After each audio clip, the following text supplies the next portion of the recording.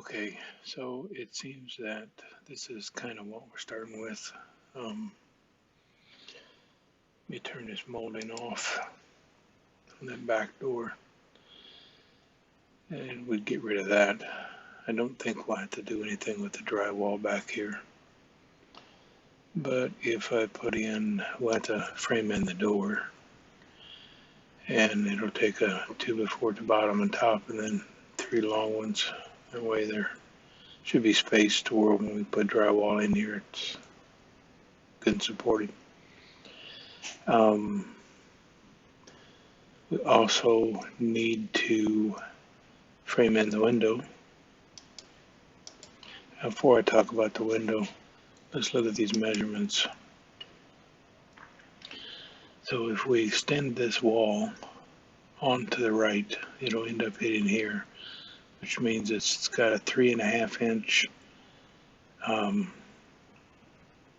that needs to be covered for the living room. And then the wall thickness would put, if you didn't wall in the window, you'd have to reach around 10 inches. 10 inches to be able to open the window up. So I'm thinking we're probably going to need to frame it in, which wouldn't be a whole lot. We'd take the window out and we'd throw some frame into it. And it would look something like this. And if I rotate this a little bit, just throw the frame in there. Throw some drywall on the inside, fix the paneling on the outside, take some of it, and split it up in here. That gets that wall and that wall, or the door and the window. Now we need to close this end, and you wanted to make a wall. So I'm not sure if you want the door to all the way to the far left, or in the middle, or to the right. I suppose you could probably put it about anywhere you want. It's going to get kind of short if you get it over here to the right. But that's going to take you 1, 2, 3, 4, 5, 6, 7, 8, 9, 10, 11. It's like 12, 13, about 15 studs to do all of this. They're 2x4s. I'll do up a materials list based on real measurements. And then, I have to add a couple because we never know what's going to do. We don't know, are we going to tear this wall apart and then extend it, or are we just going to add to it, or what do you want to do?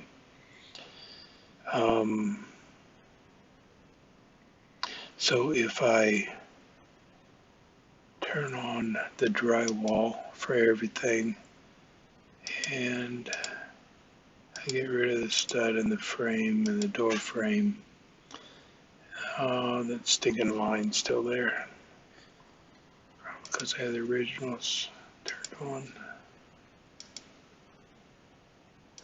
Yeah, it's because it's in the original. Sorry, I'll get rid of that.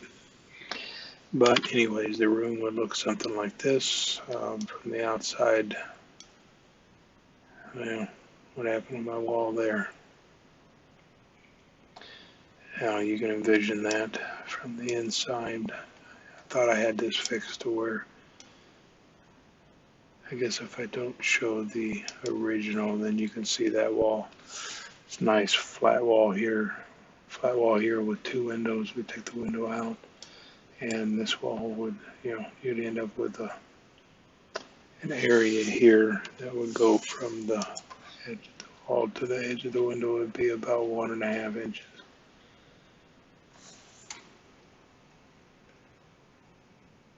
No, it'd be 12.5 inches. So hang a little picture there now.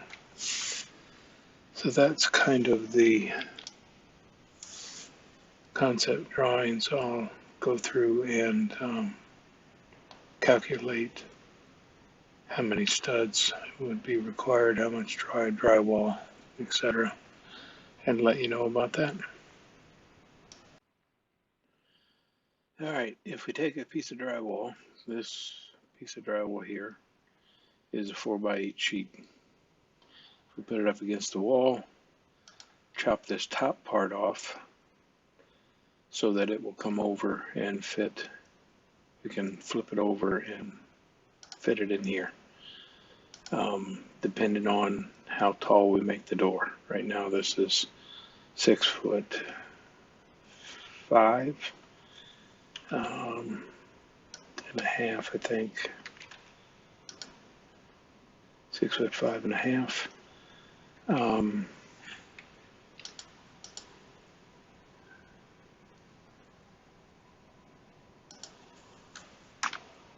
6 times 12 plus 5.5 is 77.5 inches. And a standard door is 80 inches divided by 12 is, if I put that in a fraction, a little over 6 feet. So 6 foot and 6 2/3 inch. 6 feet, 2/3, whatever. Anyways, we figured we put the door, I didn't put a stud in this on the drawing, sorry. I forgot to put the stud in here for the top sill. But if we cut this piece off, we should be able to use it here. And then there'll be a line going down this way that this piece will get cut off. Won't need it up here because we've got this. We should be able to use it over here. Should be able to take that and move it over here, and it should fit into that without issue. So my point is, one piece of drywall should cover this entire wall. So therefore we would need 2 pieces of drywall to do both sides of this wall. As far as the door frame, you're going to need 1 piece of drywall to cover it, and what's left over, it would be close, but we could, instead of buying another sheet of drywall, we should be able to come in and piece the inside in on this for the drywall. So 1, 2, 3 pieces of drywall should take care of it. Should.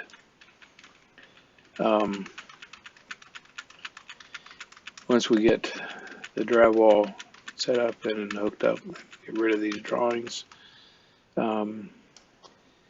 So we've got the drywall looking at 3. They come in pairs of 2, so maybe we got to just buy 4. As far as this stud wall, the door frame and the window frame, we're going to need 2 by 4 by 8 foot. We're going to need 9 of those to be able to fill this in, or to be able to build this out. And then we can get away with a 6 foot 2 by 4 by 6. Sorry. If we get 2 by 4 by 6 and get 5 of them, we'll be able to do the window sills, the top and bottoms, and we'll also be able to put in the sill for the top plate for the door. So what it looks like is 3 or 4 pieces of drywall, 5 2 by 4 by 6, and 9 2 by 4 by 8. And then miscellaneous nails to nail this together. If we use screws to attach to the ceiling and the floor, in the doors and everywhere. That way, if later on you decide you want to put it back, you can come in and unscrew the screws and basically take the walls down or take the fill out of the door or the window and slap the window and the door back on. And no harm, no foul. A little bit of putty to patch the roof of the ceiling. It would be a lot easier to take it back out than it would be to put it in if we screw it down to the floor rather than nailing it. The stud wall itself can be nailed together. It's just when we go to attach it to the floor and the ceiling, we might want to think about using screws, but it's totally up to you. That should do it.